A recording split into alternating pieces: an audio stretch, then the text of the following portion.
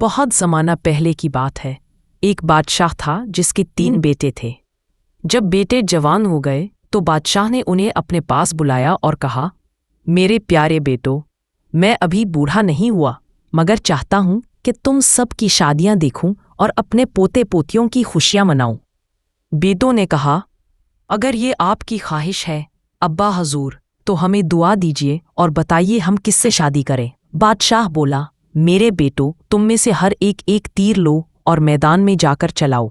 جہاں جہاں تیر جا کر گرے گا وہیں تمہیں اپنی دلہن ملے گی۔ بیٹوں نے باپ کے قدموں میں جھک کر سلام کیا اور اپنے اپنے تیر لے کر میدان کی طرف روانہ ہو گئے۔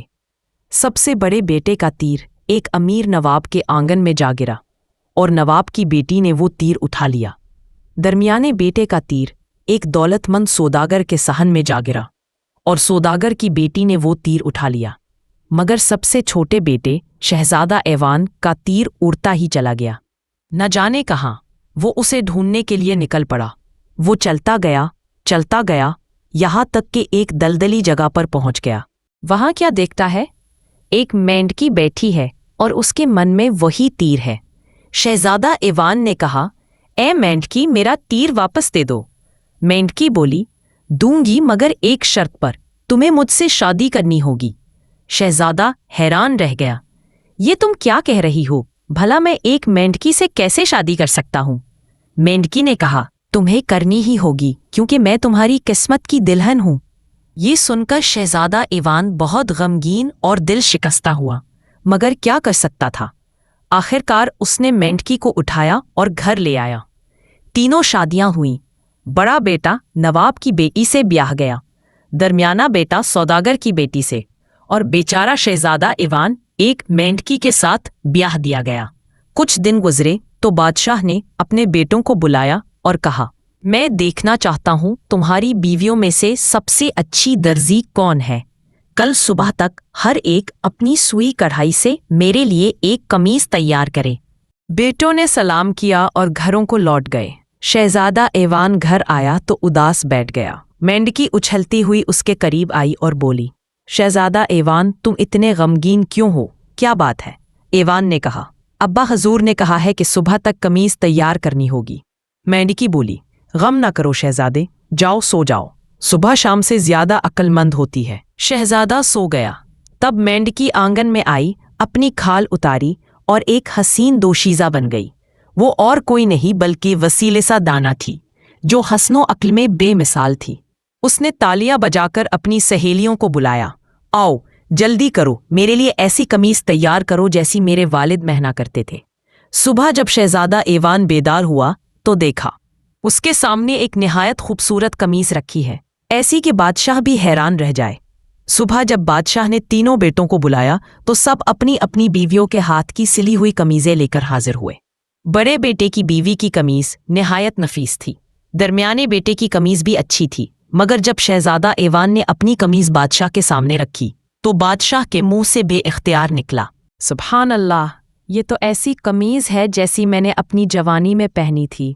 سب حیران تھے کہ آخر ایک مینڈکی ایسی خوبصورت قمیض کیسے بنا سکتی ہے، لیکن بادشاہ خاموش رہا۔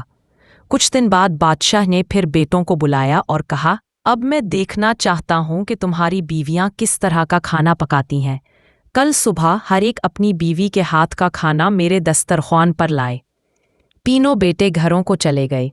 شہزادہ ایوان پھر اداس بیٹھ گیا۔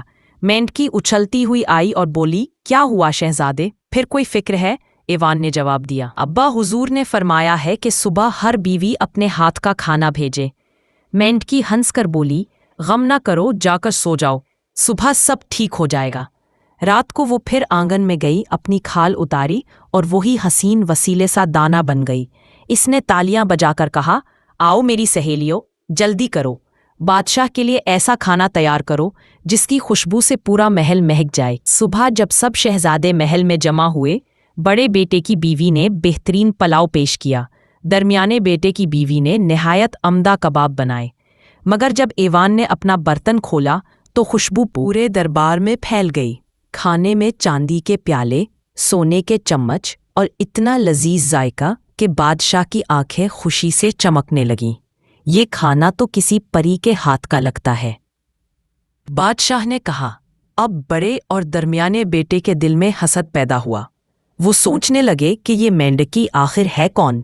کچھ دن بعد بادشاہ نے تیسرا امتحان رکھا۔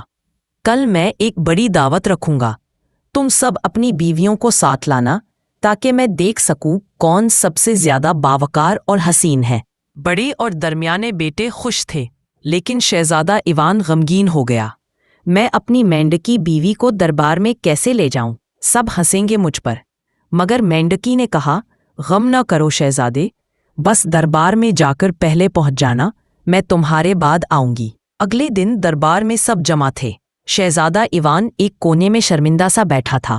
اچانک دربار کے باہر شور مچ گیا۔ ایک سنہری رتھ آ رہی تھی جس میں ایک حسین پری بیٹھی تھی جس کے چہرے سے روشنی پھوٹ رہی تھی۔ بادشاہ نے حیران ہو کر پوچھا، یہ کون ہے؟ شہزادہ ایوان نے شرماتے ہوئے کہا، ابا حضور، یہ میری بیوی لسیل سادانہ ہے۔ سب کی آنکھیں خیرہ ہو گئیں۔ وہ مینڈکی نہیں رہی تھی بلکہ جادو کے اثر سے نجات پا کر اپنی اصلی شکل میں لوٹ آئی تھی، ایک حسین، نیک دل اور عقل مند پری۔ اس نے بادشاہ کے قدموں میں جھک کر سلام کیا اور کہا، میں ایک جادوگرنی کے ظلم کا شکار تھی جس نے مجھے مینڈکی بنا دیا تھا، مگر قسمت نے مجھے میرے شہزادے سے ملا دیا جس کی سچائی اور صبر نے مجھے آزاد کر دیا۔ بادشاہ خوشی سے جھوم اٹھا۔ اس نے ایوان کو گلے لگایا اور کہا، تم نے ثابت کر دیا کہ صبر، محبت اور ایمان کسی بھی جادو سے زیادہ طاقتور ہوتے ہیں۔ یوں شہزادہ ایوان اور وسیل سادانہ کی شادی دھوم دھام سے دوبارہ ہوئی اور دونوں ہمیشہ ہمیشہ کے لیے خوش رہنے لگے۔ ان کے محل میں ہنسی، خوشی اور جادو کی چمک کبھی ختم نہ ہوئی۔